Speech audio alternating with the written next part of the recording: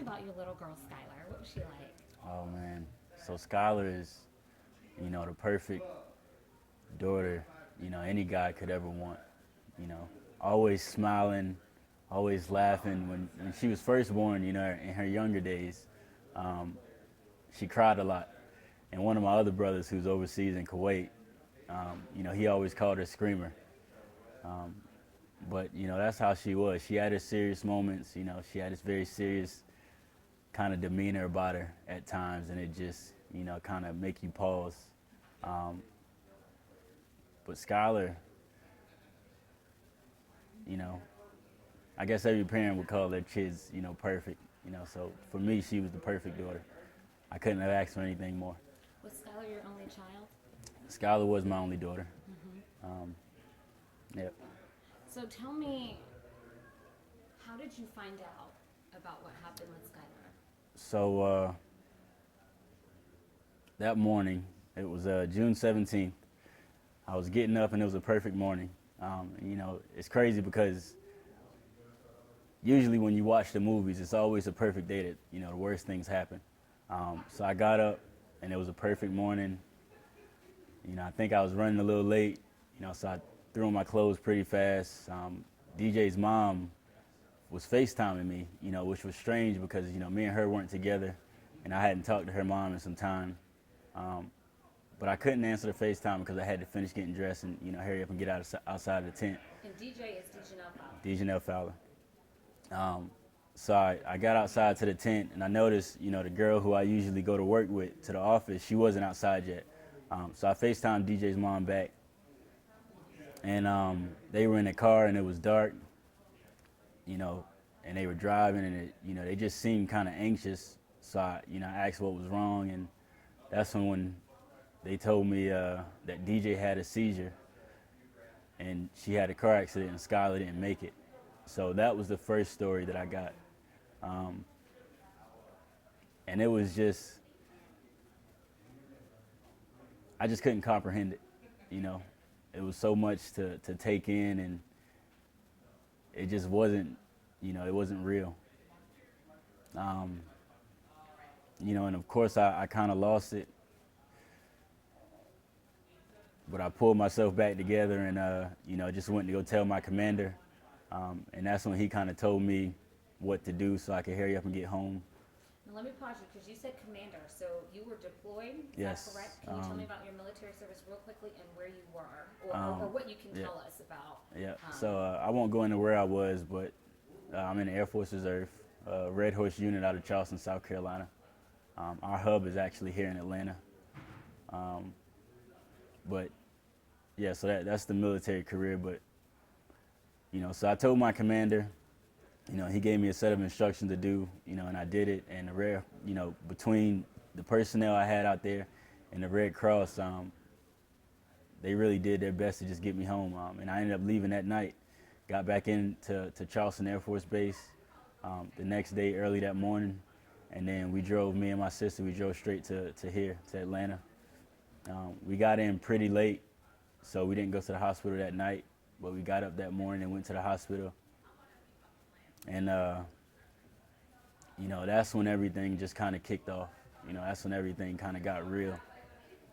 And when I got to the hospital, I kind of wind down from everything. It was a long plane ride, maybe like 16 hours or something like that. So I had a lot of time to kind of take everything in. So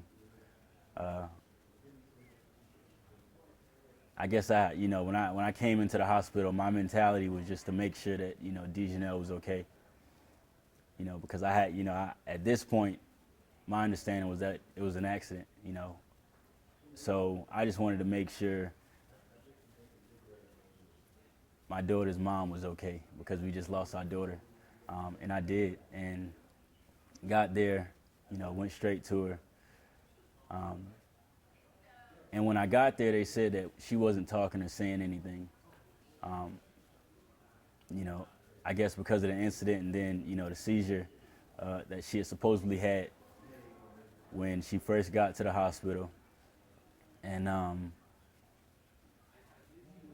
And when I got there, you know, I grabbed her and I hugged her, and she started talking, you know, which was kind of peculiar. I can't remember exactly what she was saying, but she started talking, and then she went into having a seizure. So, you know, we're calling for the doctors to come in, and, you know, the crazy thing is when the doctors came in, you know, they kind of had this nonchalant attitude about them. And, you know, it kind of ticked me off. So I kind of snapped a little bit, you know, trying to get them to hurry up. And they just kind of went through the motions. Not to say that they're bad doctors, you know, I kind of get back into it. But they knew something I didn't, you know, and that's what I realized a little later on. But, you know, they took care of her, made sure she was okay, but it was all just kind of in a nonchalant way. So the doctors left the room once they, you know, once they stabilized her, and that's when I walked out after them, you know, and I called them and pulled them aside, and we went in the room and talked, you know, because I wanted to know what the deal was, you know, why, you know, this woman just lost her daughter, you know, now she's having a seizure, and, you know, why the you know, the demeanor. And that's when they kind of just started to run me through some things, and they didn't tell me everything that was happening. They didn't tell me about Skylar or anything like that. But they just said, you know, they expected a different reaction from a woman who just lost their daughter. You know, they told me, you know, that it was times when Janelle was in the room, you know, and she was laughing and joking and looking at pictures and stuff like that, and you know, playing and talking about her hair. And then when they try to go in and talk to her, she just completely go mute, you know, like she couldn't speak, and she write everything down. You know, even to the detectives, you know, any of the hospital personnel, you know, and they thought that was strange, you know. So that, when they kind of went through that, that's when I first kind of questioned the fact that whether or not this was an accident. So, you know, after we got done talking, we might have stayed for a little while longer, and then we ended up leaving. And nothing much happened, you know. She was in the hospital for 3 days, not too much happened the second day, but the third day that she was discharged, we woke up that morning, and we called her best friend, you know, and she started telling us what was going on. And, you know, obviously DJ was talking on the third day, and she just started telling us how DJ was cursing, you know, people out. She was, you know, being very negligent and negative towards people. You know, I think she ended up, you know, fussing at her ex-boyfriend and stuff like that. So bad to the point where, you know, he just kind of dismissed himself. And, you know, she cursed her best friend out. So we get to the hospital, and, you know, everything kind of died down, and DJ was walking around. And, you know, so the whole 3 days while DJ was there, you know, I hadn't been talking or saying anything to her, just to, you know, just because everybody was kind of pressing her to say something. And, you know, since she was talking, I felt like this is a good time to kind of pull her aside and try to get something out of her. So I did. I pulled her aside, and, you know, I asked her what was going on. I asked her what happened. You know, that was the first time I ever questioned her since I had been there. And what she told me was, she said, you know, she got up that morning and fed Skylar, and she left Skylar with her godfather's wife.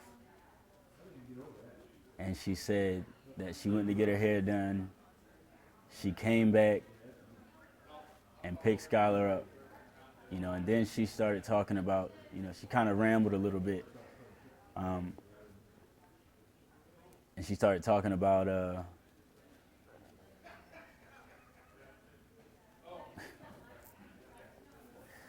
she just started talking about how, you know, things in her car weren't working, the AC, the heat, and her windows wasn't going down. And she started talking about, you know, how she felt like she was having a seizure.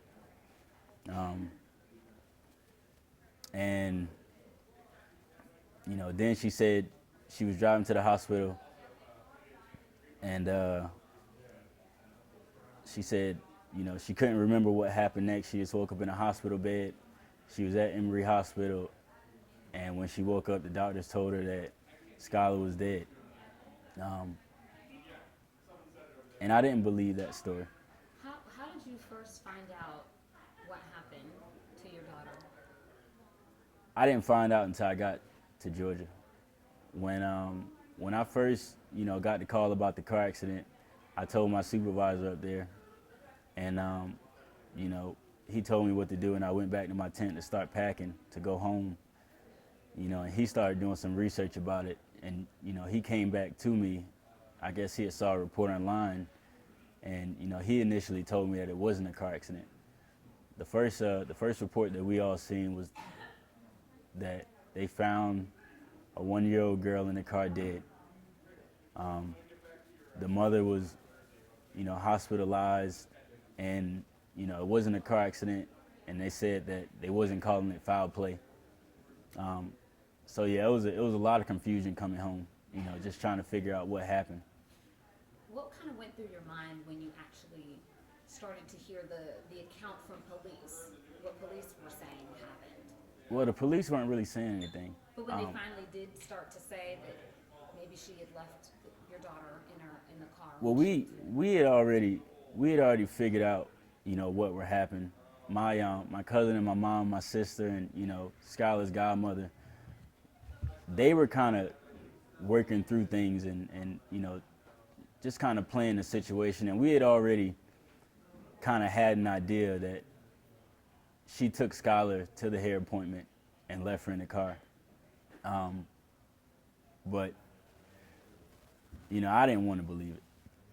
You know, that was the last thing I wanted to believe, and I didn't. You know, not until the facts were clear. You know, I wasn't going to accept that. So here we are today. There's supposed to be a court proceeding tomorrow. Yes. What do you want people to know? You know,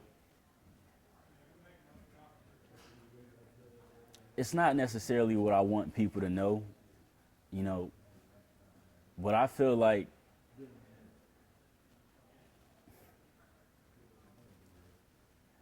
they need to make an example, you know, for future references, because, you know, something like this can't happen.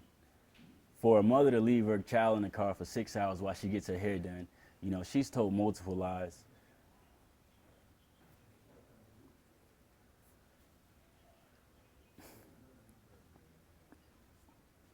It's you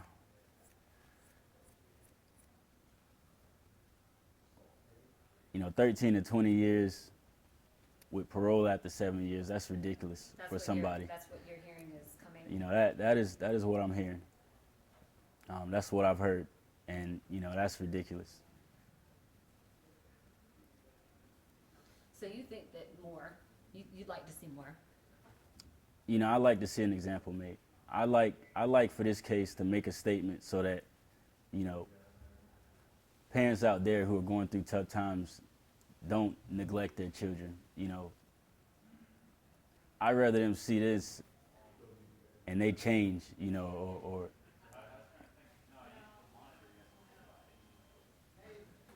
Have you spoken to Dejanelle since? No, I haven't spoken to her. No. Do you have any desire to? I don't really have anything. You know, the worst is already done. You know, now I hope to see justice, you know, and I hope that she doesn't get a slap on the wrist because she's a first offense. You know, she's very intelligent, very smart, and very intentional in what she does. And I don't know what, you know, caused her to do something like this, but she's got to be accountable, fully accountable for what she did. Do you question whether or not she loved Skylar?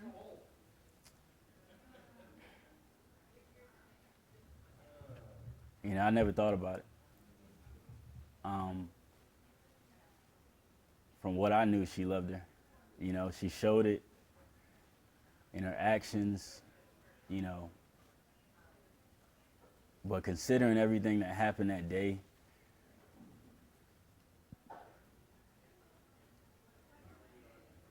I don't know. And if you can't answer this one, let me know. Have you returned back to service since all Yes. this happened? Yeah. Hmm. So I guess, are you on a leave to handle this I'm now, just or- I'm a reservist. You're reservist Yeah. now, but before you were full-time, or? We was deployed, so Okay, that was you're full still a time. But reservist, yes, but you were just deployed at that point in correct. time. I can imagine what you've been going through, but now that some time has passed and you've been able to kind of reflect and think about things, what would you say to other parents and family out there? You know, I say to lean on family when you're going through tough times. You know, I wish that's what she would have did. You know, I don't know what she was going through that caused her to do something like this, but you know, she had so much family, so many friends. Even though I was gone, it was, you know, so many people that she could have reached out to. You know, especially on my end, who would have did anything for her and for Skylar. You know, and we always have. Anytime she did, you know, her family was always out of state and couldn't make it. You know, at the drop of a dime, but I mean, she lived with us for a while. You know, I don't understand it. And y'all weren't together at the time? No. Okay. Is there anything else that you think folks should know? Or you're planning on going to court and attending the proceeding tomorrow? Yeah, I'll be in court tomorrow at 9 o'clock. No, I don't have anything.